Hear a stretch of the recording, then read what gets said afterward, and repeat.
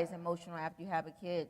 The mom, the dad, like both of you are going through experiences, and you need to have the tools to be able to come into agreement as to how you're going to discipline your kids, make sure that you're on the same boat, because they're manipulative.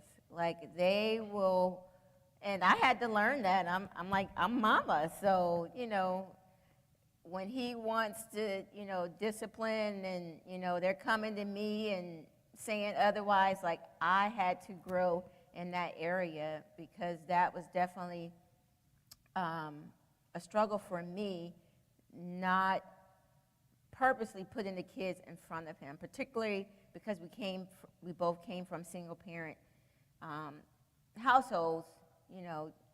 You want to give your kids more than what you experienced growing up.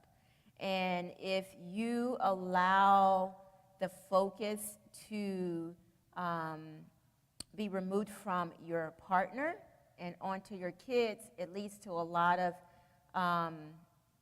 unpleasant emotions for your partner. Loneliness, they may experience resentment, and you're not demonstrating effective parenting skills to your kids because they're watching you. So if they're watching the ability of them to manipulate the parents and you two are not unified, they take note of that, and it potentially could lead to unhealthy relationships for them in the future. So thankfully we were able to, mostly me, I accept that, and as a mama, like, it was all about the kids. So, we were able to make those necessary changes in life and show the kids that, the two of us are priority. We are a team.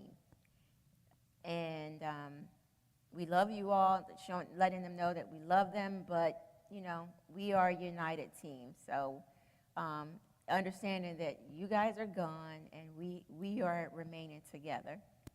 Yeah. And I just want to reiterate, kids will play both ends against the middle to get what they want. It doesn't mean that they're evil, doesn't mean that they're bad. Kids are being kids. But if you don't communicate with your partner, kids being kids can breed resentment in your relationship. So discussing and communicating and being on the same page around parenting is important. So one of my things now is, if usually they'll go to Jen because it's an easier yes. And now one of the strategies is, what did your dad say? So they got hip to that.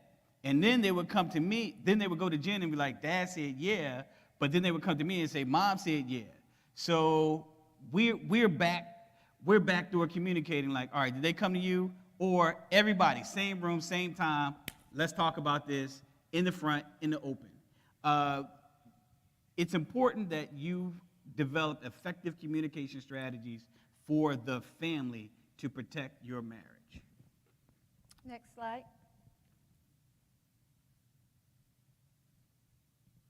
So a few scriptures that reiterate that point are Ecclesiastes 4:12. Though one may be overpowered, two can defend themselves. A cord of three strands is not quickly broken. Mark 10:9. Therefore, what God has joined together, let no one separate. And we'll kind of talk about this principle later on with external forces or external threats to your marriage, but definitely if you are not on one accord when it comes to raising the kids and making sure your partner, your spouse, is your priority, that can lead to separation within the marriage. So again, that was definitely a key principle for us to make the necessary changes for us to stay together within our marriage. Next slide. The next principle, romance is essential. The importance of romance, it keeps the relationship alive and meaningful, and it's important for your partner to know that they feel loved, desired, and supported. you have to work at that, particularly when you're in marriage, for extended period of time, a long time. I guess we're going on, 22, 23 years. And then when the kids come around, and then when life is busy, like, the romance goes out the door. And that opens the door to other forces, other threats to your marriage. So it's very important that this is essential, that you make sure, understanding the love language of your partner. What is it that they desire? What makes them feel special? Some people, love flowers. Other people, you want to go on trips, or whether or not it's giving your partner a nice bath, bubble bath, whatever it is that they find romantic, you need to make sure that you continue that in your marriage. And it's important to establish date nights. Like, we would basically set a night where, hey, we're going out on this such and such night. Or if we couldn't go out, just finding some time for the two of us, and just making sure the kids are okay, but just making sure that we had our time together.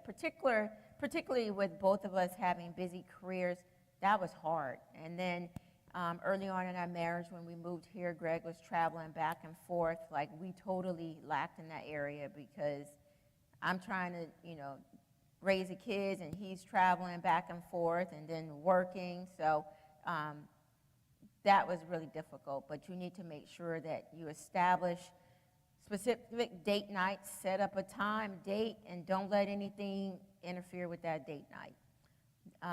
Making sure you flirt with each other, just to, keep the spice alive within your marriage. Again, to let your spouse know that you still love them, what they mean to you, all the things that you guys, did to, court each other, before you were married. Keep that going. And then changing your intimacy pattern, making sure that you find different ways to be intimate with one another, that it's just not the same old.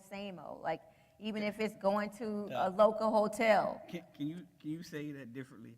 Like, I don't know what an intimacy Okay, make sure you're having sex in different ways. In different places. In different places. Yeah. Like, if you're going to, we had to break that down. Okay, you're right. You had to break it down. I'm blushing up here. Folks are like, intimacy pattern? What is that? They never heard it referred to like that. No, I guess you have a point. But like, for us, we would check in the hotel, just to get, different scenery, spend time at the beach, whatever it is, just something different. A couple of points here that I also want to make is that one point is that romance does not necessarily have to lead to sex. It's great when it does, but it doesn't necessarily have to lead to sex. One of the things that I had to learn. And then two, romance does not have to be expensive or extensive. It's really just letting your partner know that I'm thinking about you. And if you would take a minute and reflect on what it was that made you fall in love in the first place, part of that falling in love was the chase, the dance. Him or her persisting, you like, nah, or like, okay. You have to find ways to recreate the chase or the dance to keep it alive. Otherwise, it's going to be like eating your favorite meal every day. So at first you're like, yeah, I could eat that every day. But after about a month of that, it's like, we got to switch this up. You are in control of the switch up. And if we could say anything to you right now, is that the power is in your hand to switch it up, to spice it up, to change your intimacy patterns. You got to keep it live. Otherwise, you open yourself up to other opportunities for spice and flavor that are not necessarily healthy for your marriage. Next slide. So, a couple scriptures here from Song of Songs 4:1. How beautiful you are, my darling, oh, how beautiful.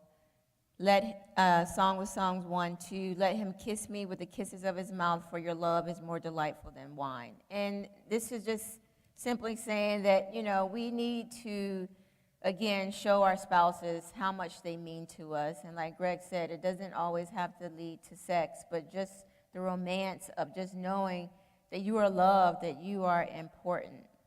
And 1 Peter 4:8, above all, love each other deeply because love covers a multitude of sins. Like, we all have faults, and we all need to work towards unconditional love, just as Christ has. So that has a lot to do with forgiving your partner when, they may say or do something that's hurtful. We just need to make sure that our love is deep enough that we can always walk in unforgiveness. Next slide. Always walking in forgiveness. In forgiveness, sorry, not unforgiveness, forgiveness. Correction. Go ahead. Defend your marriage. Here's the big piece here is that there are always going to be threats to your marriage. And these threats can be within the home and outside of the home. They could be friends, family, career. None of my friends will be able to talk to me about my wife. I haven't given them that invitation. There are other married friends where they are accountability partners to our marriage and we to theirs, but the critique of my wife is in relationship to my marriage. But none of my homies are going to be able to say anything about my wife. None of my siblings are going to be able to say anything about my wife. And that's because we've set real clear boundaries. This is your place. This is not. Even if I want to balance this. Be careful about the people that you allow to speak into your relationships. I'm not suggesting that you don't have anybody speak into your relationships. Everybody's going to need somebody to mentor them, hold them accountable, to learn from, to model, to demonstrate. But you have to be real clear about who you give both that permission and power to speak into your marriage. Everybody is not built for that. And so you're going to have to discern who is and who isn't. For us, we had maybe about 2 or 3 couples that if these other couples were not around, we would not be married today. They've seen us at our highs, they've seen us at our lows, and they were able to call us out on our stuff. But I want you to know that that spot is not for everybody. So be clear about who you let into your relationship to receive advice from. You want to say anything about that, Doc? Just adding also, when you get to the point where if you need counseling or you need to seek advice, kind of sort of reiterating what Greg said, make sure you use an unbiased third party. So those couples that he was referring to, although they were our friends, like we knew they weren't biased towards Greg or myself. They were going to hold both of us accountable. And sometimes you may have to have professional counseling where you go to someone who's actually a licensed counselor. Sometimes it could be in your church. I know early on in our marriage, that probably would not have been a good idea because there was some bias within the church that I grew up in, and the leadership that we were under. So we had to be very careful as to who we went to for counseling. So I just think that's key. Like Greg said, not everybody's built for that. You need to be very particular as to who you allow in your circle, with your friends, and even family. I think family is kind of off limits. And I think we'll talk about that a little later, maybe or maybe not. But, if you're going through something and you share with your family member, or if I share, okay, Greg did this to me or said something to me, and I've forgiven him, but meanwhile, that family member, they see Greg and they still thinking about what I shared with them. Like, we moved past that, and they're holding on grudges and, giving off bad language and bad vibes. So you just really have to be very careful as to who you bring into your circle. To wrap it up, it is normal, and I want to normalize one thing that Doc said. It is normal to both need and seek help. I think particularly as black folks that have grew up in a spiritual church tradition, we have often over-spiritualized and over-ritualized a bunch of stuff. In that, if you're going to see a counselor, that means you don't have faith. Please, folks, have faith in God. Go see your doctors. Exercise. Eat healthy. Go see a psychologist, psychiatrist, counselor if needed. It is not a testament against your faith. If God could use a donkey, he can use a counselor to save your marriage. And so normalize, don't think that because we need help right now, that something, oh Lord, we can't let people know that we need help. Folks, we need help. We have seen counselors. We've had to fight to stay in this space.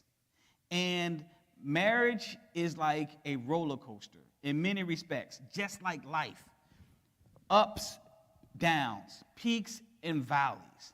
And when you partner for life, you partner for better or for worse, sickness and health, those peaks and valleys. And throughout the peaks and valleys, you are going to need support. Well, I got Jesus, that's enough. Yes, and Jesus created counselors, he created medicine, he created all these things. We become super spiritual about things that admit our vulnerability, but we don't be like, oh, Jesus want me to walk to work, he don't want me to get in my car. This technology, this thing is right here for you to use for the betterment of your condition. So if you're going to be super spiritual and say, oh, no, we don't need counseling, we don't need a doctor, you don't need your car, you don't need that airplane. You don't need the technology, the latest and greatest that God has allowed scientists to create to be used to advance you and his kingdom. Next slide. Okay, so a couple scriptures. You can do because you like this don't tap family into your fight. And I think Jenna said this before, like, if you still have that ring in the that as the mental image, and I was a WWE, WWF kind of kid back in the day, where they would do tag team wrestling, and if you getting beat up, you kind of make your way to the corner, and then you tap somebody, they come in, Ric Flair come in, woo, and he does his thing. My thing is, if you're going to tap somebody in, don't let it be your family. Because your family is not going to know how to tap out. And they're going to still be in attack mode, where one of the things with WWE and WWF, where you had these warring factions, at some point, the two enemies became friends, and then their partners split. The same thing is going to happen with family. Do not bring family in the middle of your stuff. Please. They will not know how to get out of it. and you will not know how to get them out. And once you give permission to speak, it's hard to get them to shut up.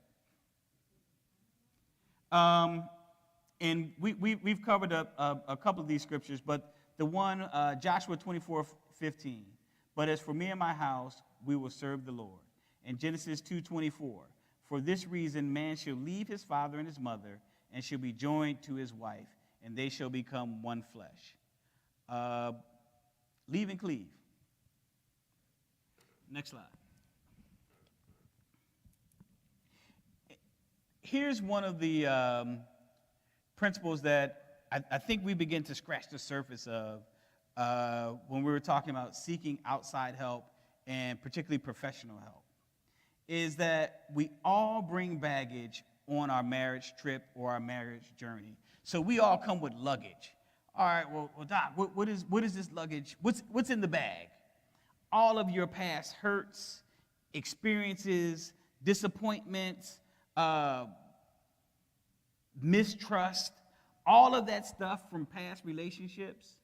The way that you grew up, we talked a little bit about this last time, it creates a lens through which you see the world.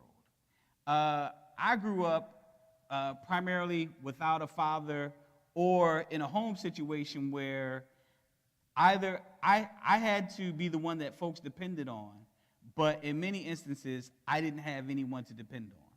So the way that makes me as an adult is very independent, but at the same time, I had to learn to seek help when I needed it.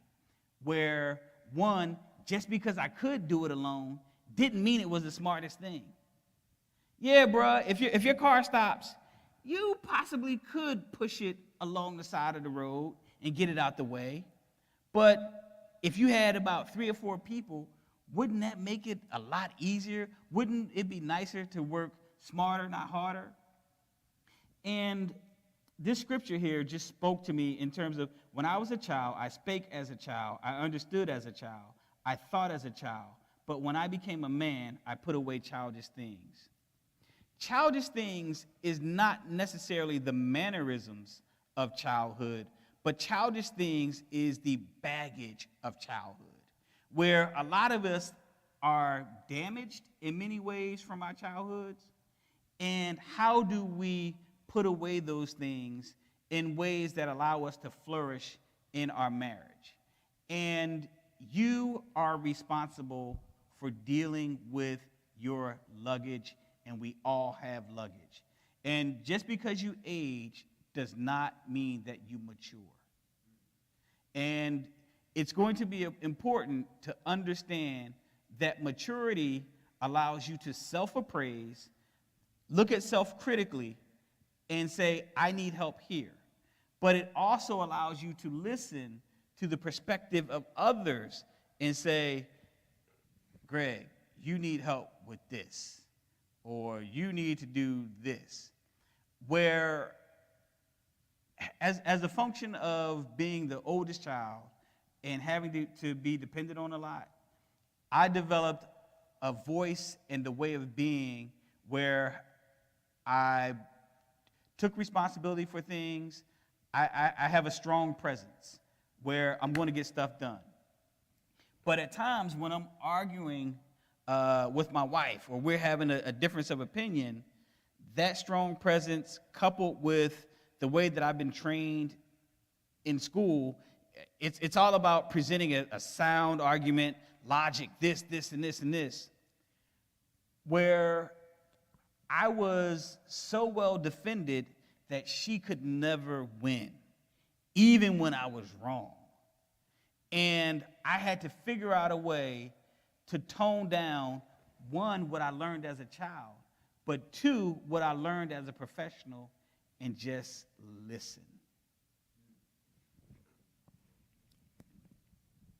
Next slide.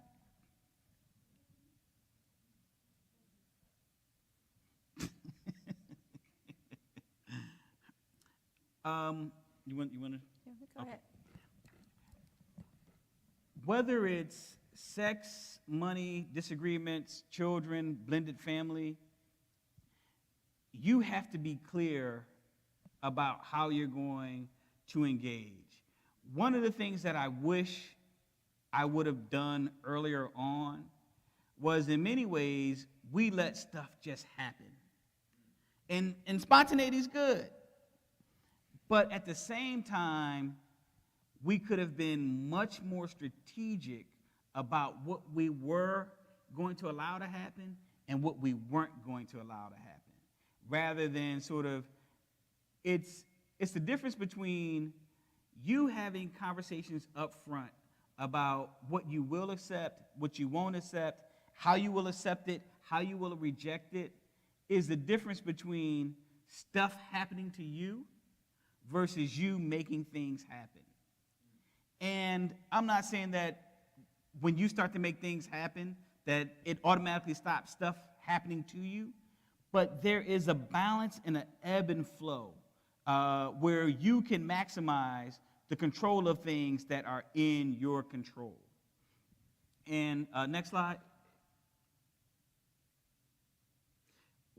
For military folks, there are clearly defined rules of engagement.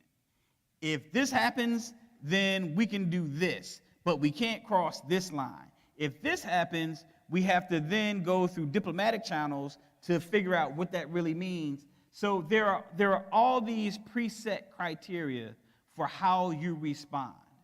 And what was, in retrospect, I wish that we would have sat down more earlier on to just talk about the rules of engagement.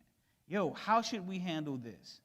If you are in a blended family, you cannot survive all the dynamics of a blended family without having clear rules of engagement. Well, all right, if we have a disagreement with the parent that's outside the marriage, who's the one that takes responsibility for handling that? Do we both handle that? Does it depend? Like, you need to have clear conversations. And in the absence of clear conversations around the rules of engagement, there's division. And Mark 3:25 basically says that a house cannot stand if it's divided against itself. And Luke 14:28 basically suggests that if there's anything that you're going to build, you have to sit down and contemplate the cost, but you also have to contemplate what it is that you're building. How do things fit together? What materials will be needed? So you not only have to contemplate what it is you're building, but the resources that it will take to make it happen. If you aren't having these types of conversations in your marriage, you are underperforming. Not saying that you won't make it, not saying, but to function optimally, I wish that we would have had more of these conversations. And, you know, one of the things that you're probably saying, rules of engagement in sex. I'll tell you this, planned sex is better than no sex. So plan.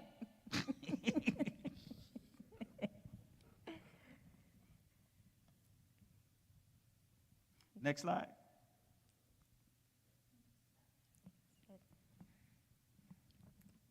And yeah, and I guess the real bottom line here is we've made this thing kind of like serious and got scriptures and all that, but have fun. Enjoy one another. Sit back, watch movies, kick it, watch comedy, go to the beach, laugh, like sing, like do whatever it is that brings you joy. It doesn't have to be deep all the time. Just chill. Just chill. I'll tell you this. I knew I had coffee and a pot pie. I knew my breath was winging just the other day. And I'm like, hey, Jen. Ooh. And we just had a good laugh. Now, that might not be funny for y'all, but that was funny for us. Have fun with it. All of your imperfections, how you show up. You will never be as intimate with another person as you would with your spouse. They are going to see the good, the bad, and ugly. And we would just encourage you to rejoice in it all. Anything? No, you handled it all.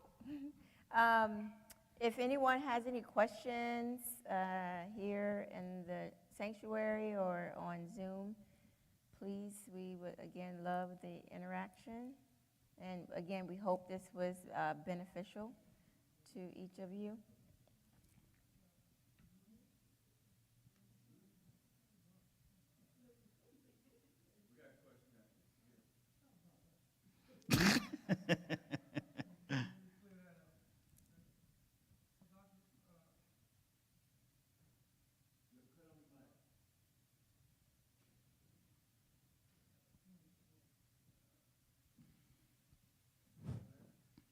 Hello?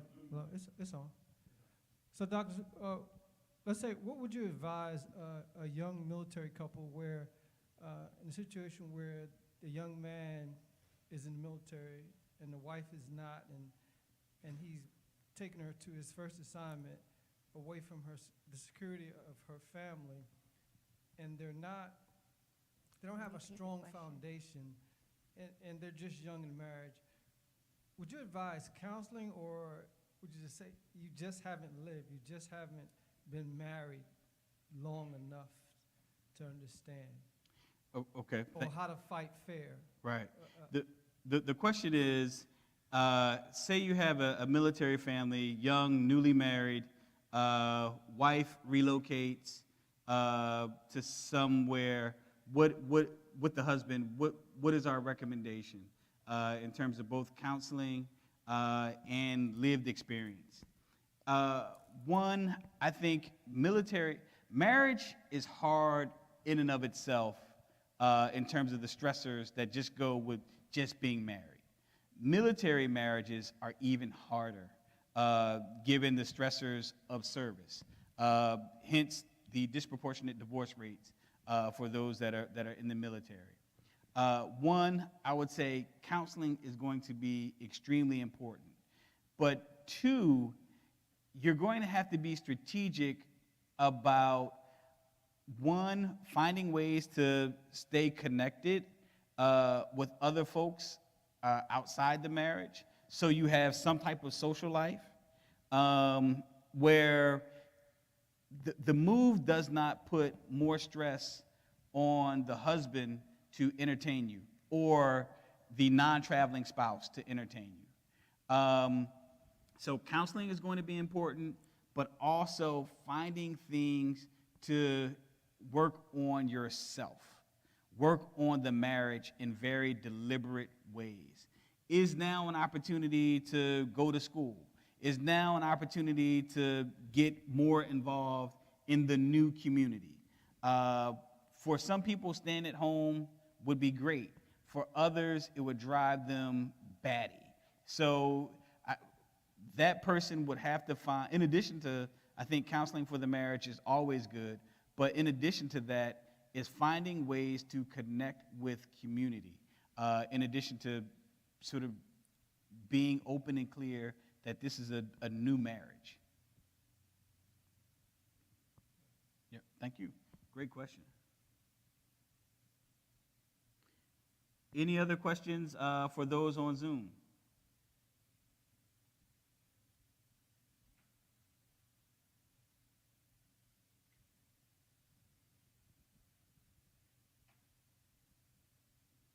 Okay, we'll give it about another minute or so, and then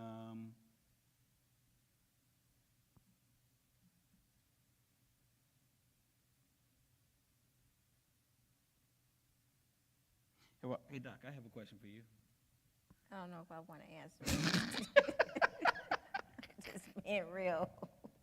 Well, what do you think was your biggest life lesson from marriage?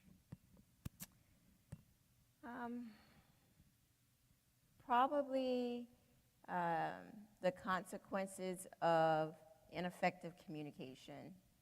I can relate back to the kids and how you stated how they would come to us to get, different answers, and it was just important for us to communicate with one another so that we're on one accord and we were unified, not against them, but towards them. And also communication and the fact that, there were times where I didn't express what was wrong with me, and if I was upset with you about something and I expected you to know what was wrong. I wanted you to read my mind. Oh, I remember. I remember. So just, I think effective communication saves a lot of headache in marriage. And, I didn't know how to do that earlier on in our marriage. And, it was definitely a process that I had to grow into and learn. So I would think that that would be my greatest lesson learned. Thank you. I think for me, it would relearning that I am responsible for my happiness, where I took that responsibility and put it on you, and I had to take it back.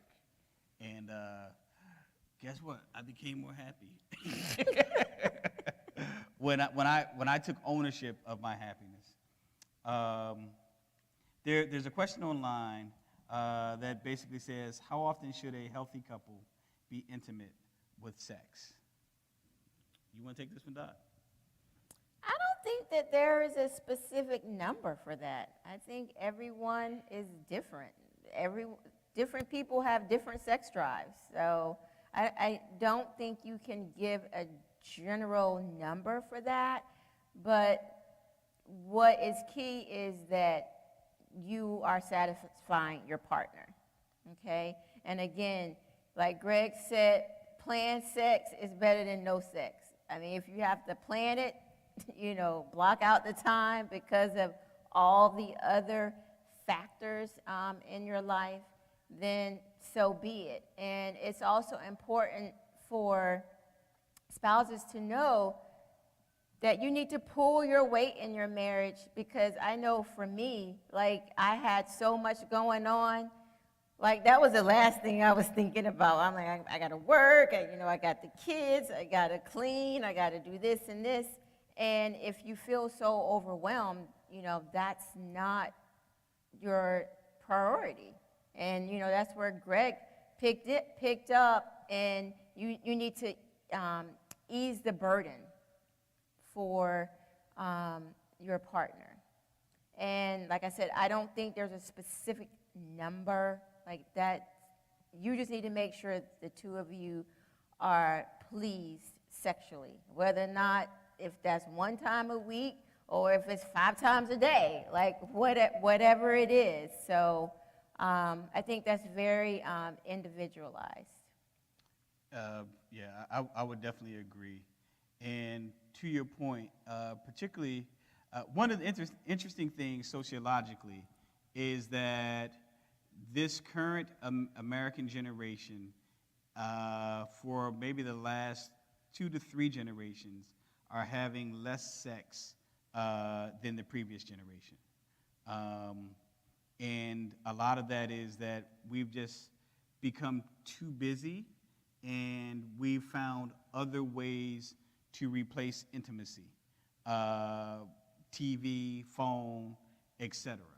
And so while I don't think that there's a set number, I think that there's opportunity for an honest conversation about what is reasonable, but also an honest conversation around, what are the barriers to us making love?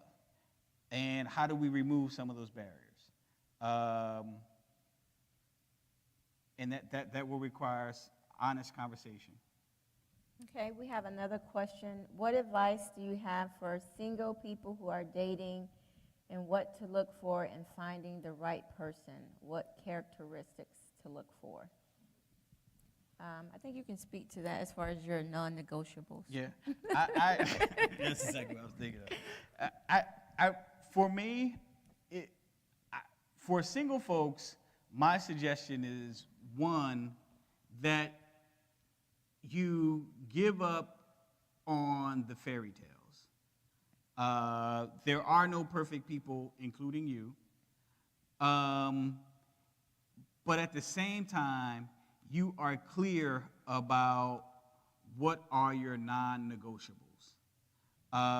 For example, your non-negotiables are yours, but you have to be clear about them. So one of your non-negotiables may be, I'm not dating anyone where we don't share the same religion. That was a non-negotiable for me. I'm not dating anyone that didn't want to have children eventually. And when I say dating, I'm talking about long-term. It's beyond like filling people out, but like long-term, like finding out if there's potential to go somewhere. Just being real clear about what you want and what you're willing to negotiate on. I didn't care, although I think my wife is absolutely drop-dead gorgeous, looks, how tall she was and all that didn't matter. So sometimes a lot of single people just have very unrealistic expectations. Oh, he or she has to be 6'5".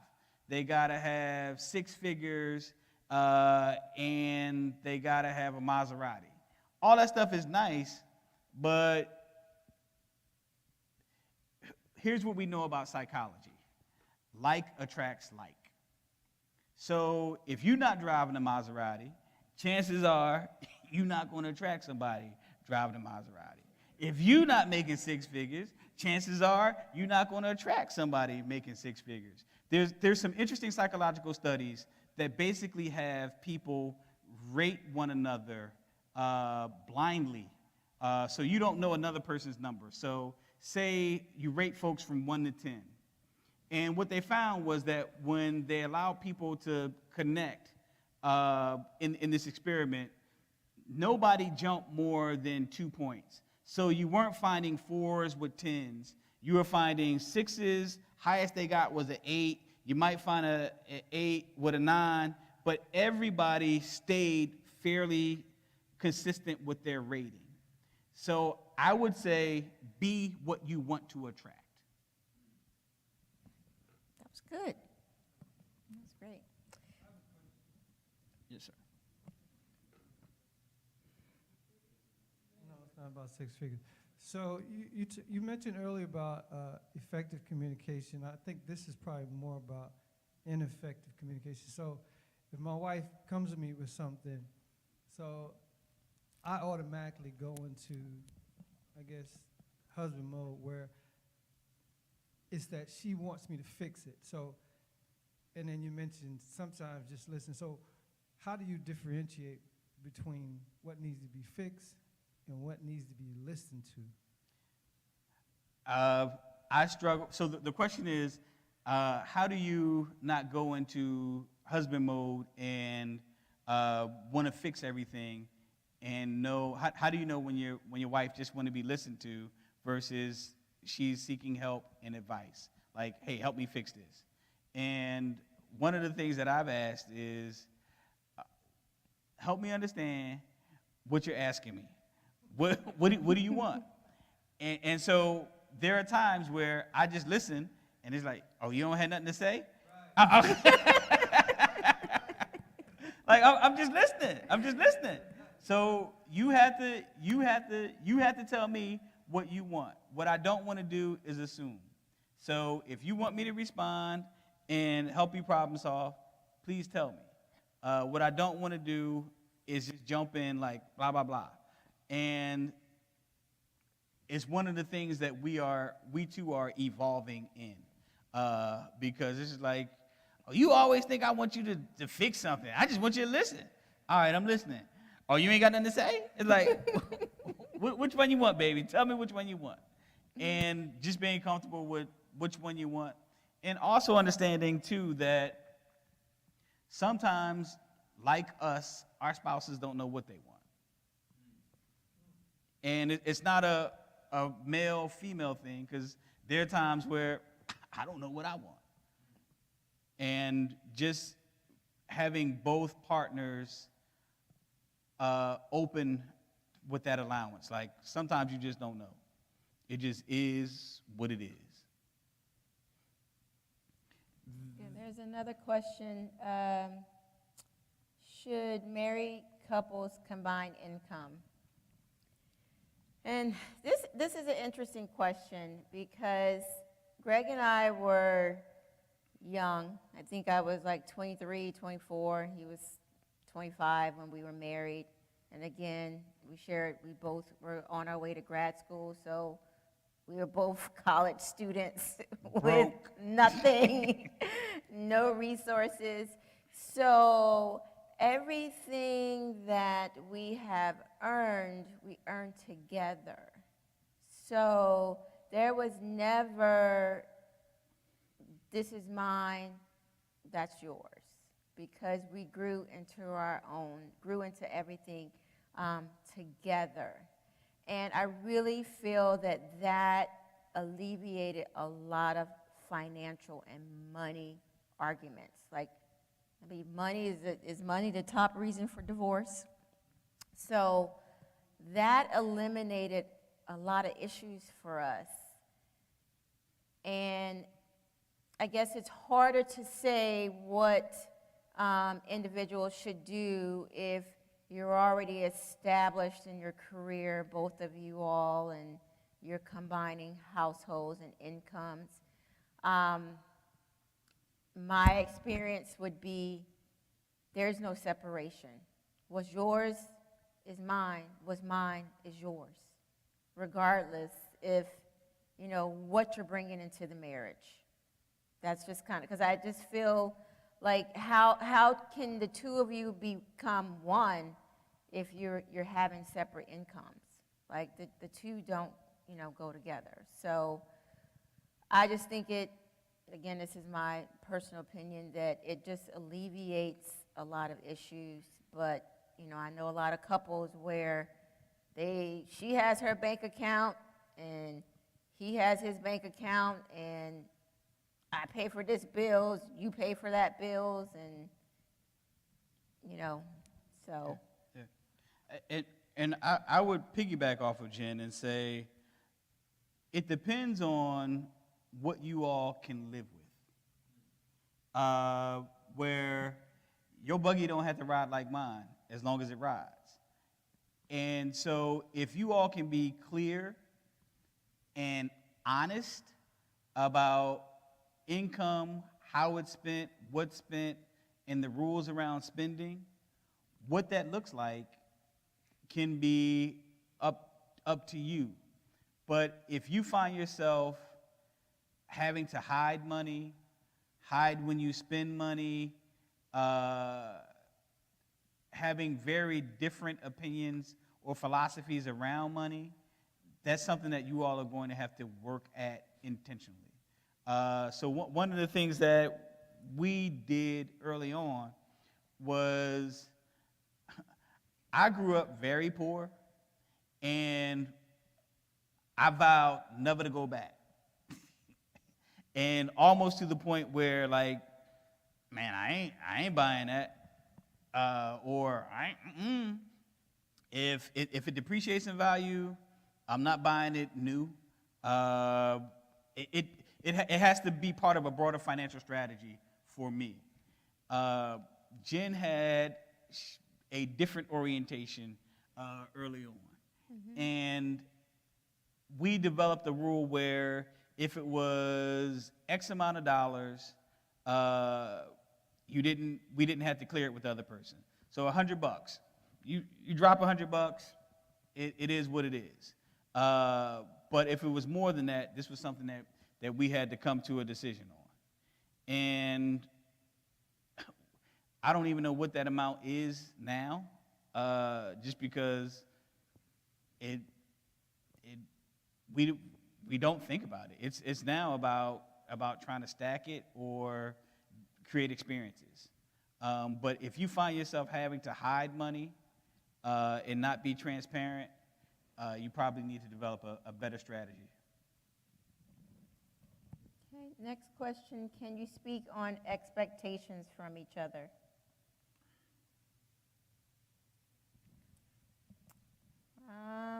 I'm not sure as far as what expectations. Is there a specific reference? Let's see.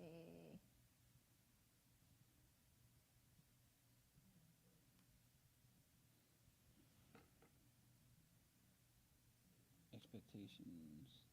What did it say earlier? I think we already answered that. What advice do you have for single people who are dating and what to look for each other? Okay. Was it something about sex? No. Oh, when you have expectations that the other may not know about. Yeah, I think unarticulated expectations are most likely to go unfulfilled. So if you don't articulate it and it goes unfulfilled, you are part of the problem.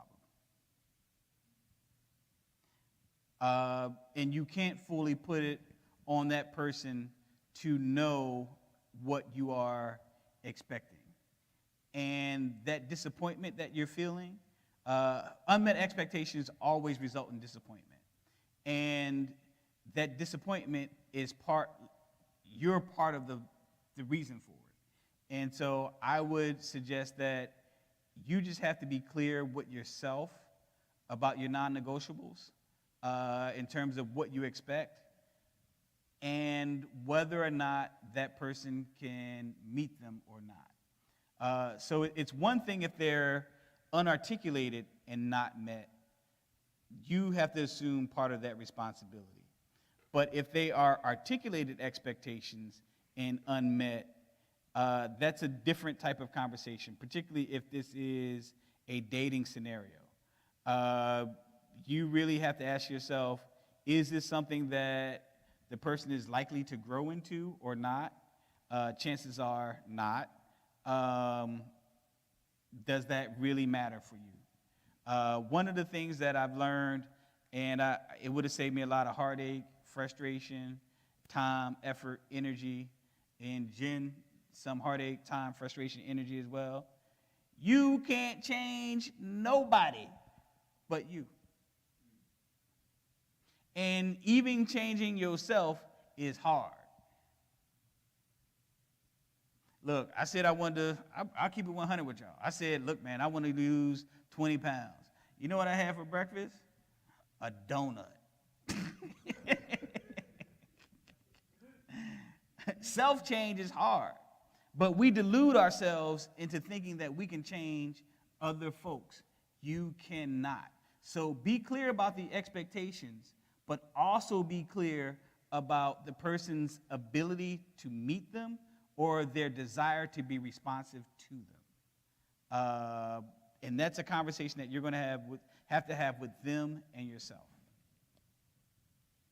And I think we kind of spoke earlier on reading each other's mind where, like I stated earlier, if there was something wrong with me, I wanted Greg to know without me telling him that this is what was wrong with me. I wanted him to read my mind, and that wasn't an effective form of communication. And like Greg said, if you don't voice your concerns to your partner, you have to take ownership of some of that unhappiness that you're experiencing. You can't expect your partner to read your mind and know that this is what you're feeling internally. You have to voice your concerns, your thoughts, have that dialogue. So you can't expect your significant other to just kind of, read your mind and know what it is that you want change or what it is that you desire.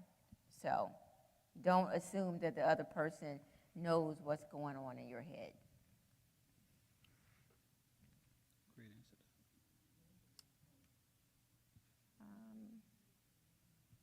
I think that's it.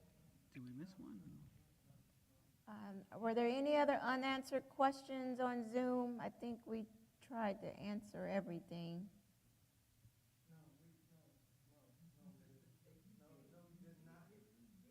Okay, so it's just what the doctor was speaking about. So she's saying that we resolved that, but then if I come home, she comes home and says, "What's wrong?" and I say nothing, she knows something is wrong, or I know something is wrong with her just by her mood. So do you dive deeper? Do you leave it alone, knowing that something is bothering you? And even though she may or may not feel like articulating that, I still know something is wrong. And that creates a silence, an unwanted silence. So do I still, hey, look, I know something's bothering you.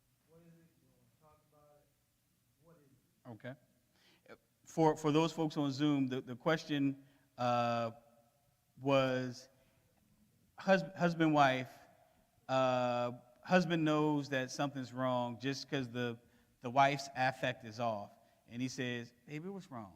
"Nothing." Nothing. And or says it in a way where they saying nothing, but it suggests something. And husband like, "All right, what do you do?" When I'm learning how to handle these as well, and I'm like, okay, it sounds to me like there is something wrong. I'm going to give you the time and space to deal with it, and then we can pick it back up. I found that when I keep pushing, it could be frustrating and not helpful. And I am also the type of person where when I need to just when I need to be clear in my head, having somebody keep asking me like, "What's wrong? What's wrong?" It's like a gnat, and I'm like, "Look, I'm just trying to focus and fine tune." And if you just give me a couple minutes, or I need this space. Otherwise, for many of us, we go down the psychological path of least resistance. Greg, what does that mean?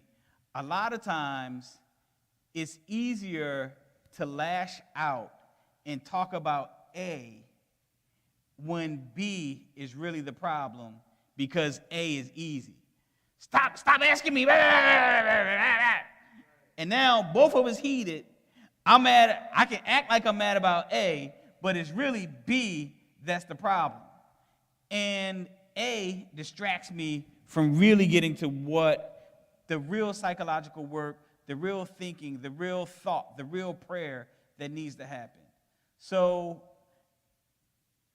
if you can avoid being the distraction to whatever really is bothering someone, particularly when you know that they are the focused type, where I'm the type where I have to think about it. If I don't have a chance to process it, I can't talk about it. So let me get the space to talk about it. Everybody may not be built that way, so a conversation before it gets to that, "Baby, I don't know what you want me to do. Help me help you. What do you want me to do? You want me to be quiet? Do you want me to, can we do some flashcards?" Like, how do you signal what you want or what you need? I don't know. I want to be supportive, but I'm getting mixed messages. And I don't know what to read from that. And so what do you want me to do when I get mixed messages?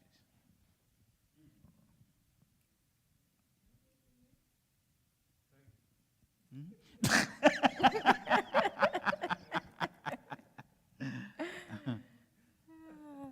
don't see any other questions. Did we do the read each other's mind? Mm-hmm. Okay. Hey, well, thank you all. This has been